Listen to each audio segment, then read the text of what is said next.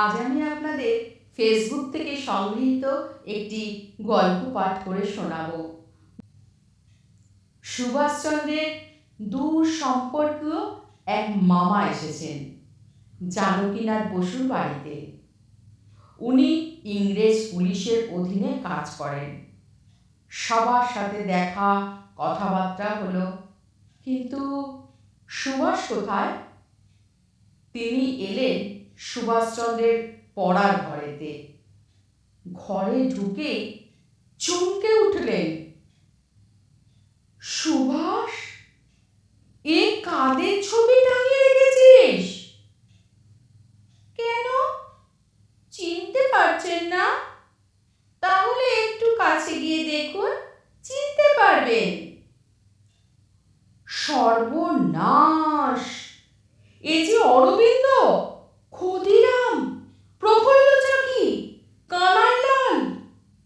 করেছিস কি? এদের ফটো কেউ টাঙিয়ে রাখে? এরা যে সবাই রাজদ্রোহী, খুন খারাপি করে ফাঁসির আসামি।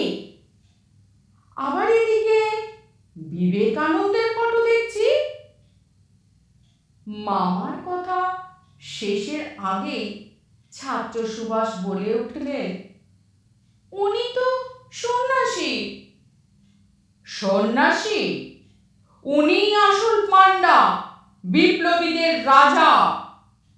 যাকে ধরি তারই পকেটে বিবেকানন্দ। কিন্তু এসব ভালো নয়, সব ফটো তুলে ফেলো।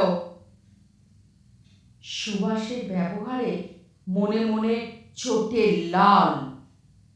পুলিশ মামা চললে জানকীনাথ বসুর ঘরেতে।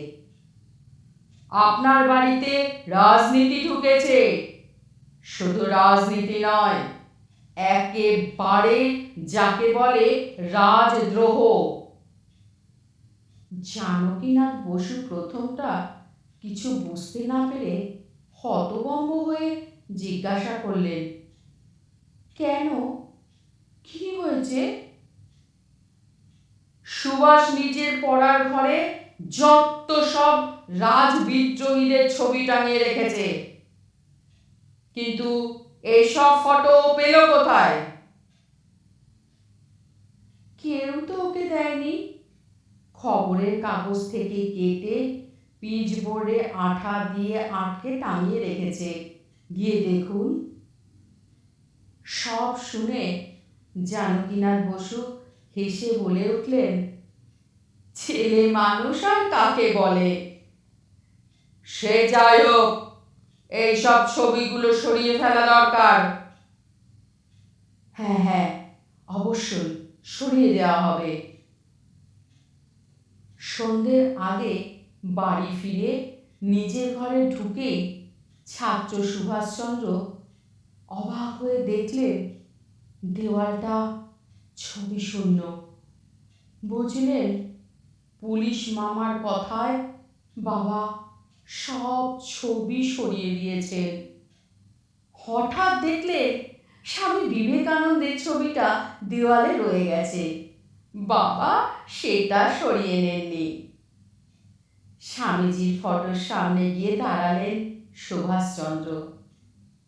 যাক, তুমি আছো, তুমি থাকো, তুমি থাকলেই হলো। তুমি বিপ্লব মহেশ্বর, আমি আর কিছু জানি না। আমি শুধু তোমাকে জানি। তুমি সন্ন্যাসী হয়েছ শুধু নিজের মুক্তির জন্য নয়, দেশের মুক্তির জন্য, দেশের মানুষের মুক্তির জন্য। তুমি আমাকে শক্তি দাও, তুমি আমাকে আশীর্বাদ করো। জয় হিন্দ। আমার এই গল্প পাঠ আপনাদের যদি এতটুকু ভালো লেগে থাকে, আমার এই ছোট্ট চ্যানেলটিকে সাবস্ক্রাইব করে পাশে থাকার অনুরোধ রইল।